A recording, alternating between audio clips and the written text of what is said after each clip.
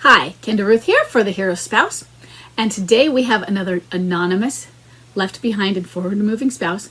And just like another recent video, this one involves a narcissistic alienator. The bomb drop was February of 2019.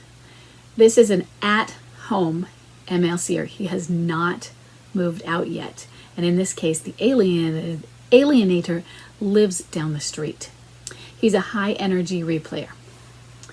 My at-home MLCer has a narcissistic alienator who lives 2 doors down. Why hasn't he left if he's so in love? I'm not begging him to stay. I'm not pretending I believe his lies. I've told him to go be with her if it's so wonderful over there. What should I do? I've been completely ignoring her as well, not feeding into her game. I don't know what to do anymore. He's always had narcissistic tendencies, but since this started, he's a full-blown narcissist. The situation seems almost impossible at this point.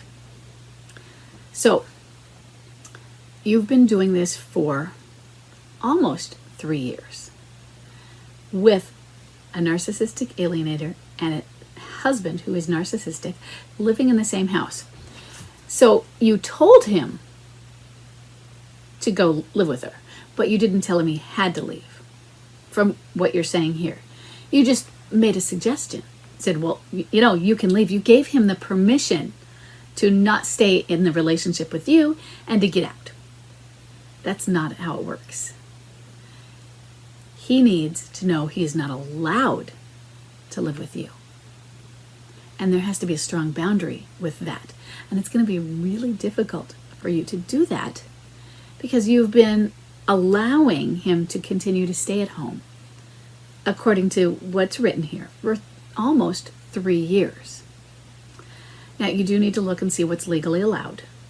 Are you legally allowed to kick him out without filing? If there's something filed, would he file? Find out what you would legally do and look at what you know about him, and would he do anything like take you up on this legal bluff if you kicked him out without doing anything legal? Would he say, you can't do that and I'm not leaving? Would you have any power? I know when I kicked Chuck out, I had the power because he gave me the power, in the sense that he wasn't going to challenge me. When I locked the doors, he wasn't going to come back and say, you're not legally allowed to do that. You'd better damn well unchange those doors. I knew that I could do it. But if they're going to challenge you and technically you're not legally allowed, then you could be in a bind. So find out what you can do. And it's been almost 3 years. You can stand and go through a divorce. You can stand and file for a divorce. You can stand and be divorced. And you don't have to stand. But what I don't want you to stand for is this right here, this situation. Standing for marriage, great. Standing for a core person, great. Standing for the abuse that he's giving you, absolutely not. And the challenge for you is that it's been going on so long that you've been teaching him how to treat you. You've been teaching him that this is acceptable and it is right. It doesn't matter that you say he can leave and you say it's not right and you say, I don't get it. Those are words. Actions are stronger. We have thought, word, and deed. First we think about things, then we talk about them, then we take action. Action has been called for.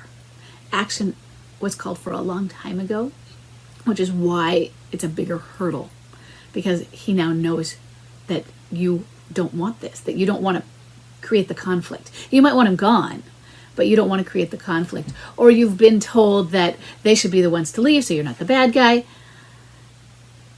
We crossed that, though. There comes a threshold where the abuse gets enough that now, no, he needs to have the boundary and say, you're not allowed to live here, and I have packed your bags, and you're out on the street. And then you have to find some way of enforcing that. That's the challenge. And I'm really sorry. But if you have to file some form of legal separation, even toward divorce, to do that, it's what really needs to happen. It doesn't mean that you have to stop standing. It doesn't mean it's over if you don't want it to be, if you want there to be a reconciliation someday. But there's not going to be reconciliation right now when you are allowing this sort of codependent abuse. You're allowing him to have both worlds. You're allowing him to not have to commit fully. If he's so in love with her, he's not so in love with her. They could be limerent, but he's really not. There is a payoff for him staying at home. Maybe the payoff simply is, I'm not losing my house. This is one of the things the alienator told Chuck. He says, finally she gave him permission to pay his bills and things like that. Well, I wouldn't want you to lose your house.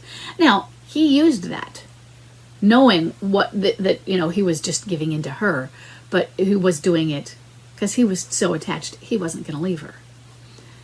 But he was going to use that against her in the sense that if she'll just drop the issue, stop pressuring me to leave for good, to file for a divorce, to do all these things, then I've lessened the conflict.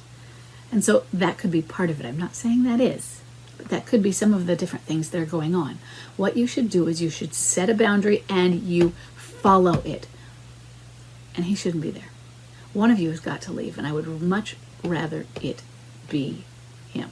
Now, that does give you the challenges. He's 2 doors down then, probably with her, or she's still 2 doors down, even if she's with her spouse. And there will come a time where you don't want to be there, where that location is too toxic for you just because of the trauma that happened in that location. But right now, if you can handle it, I would want you to be the one that stays, him to be the one that goes. Because you're right. It's not that it's not impossible. It's possible for you two to live in the same house because you are. It's just intolerable. It's traumatizing. It's unhealthy. It's toxic. People can stay in toxic situations. It just doesn't mean that they're functional or they're healthy. What is not possible at this point is reconciliation. What's not possible at this point is improvement. Give it with both of you there in that household. So you need to remedy that. Sorry, I know it's really tough.